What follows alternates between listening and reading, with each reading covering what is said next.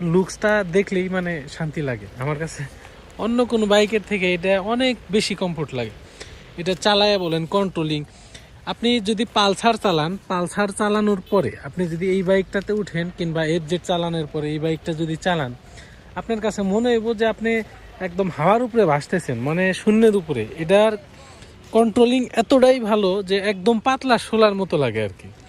অনেকে আবার শোলা বুঝবেন না, যাই হোক, এটা গ্রামের ভাষায় যেটা পাট খেতে জাগ দেওয়ার পরে যে ইটা হয়, পাটটা নেওয়ার পরে ওইটারে বলে শোলা, মানে ওইটা পাতলা পানিতে ভেসে থাকে।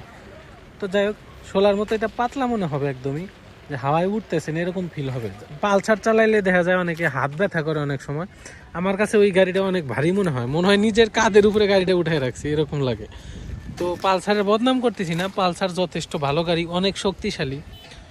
তো ওইটার তুলনায় আর কি চালায় উইরা এটা দিয়ে অনেক বেশি শান্তি। আর এটাতে মনে করেন সেকেন্ডের মধ্যে আপনার 100 টান উঠা যায়, এই 4-5 সেকেন্ডের মধ্যেই। যেটা আপনি না চালাইলে বুঝবেন না। এই বাইকটা যখন আপনি কিনতে যাবেন অবশ্যই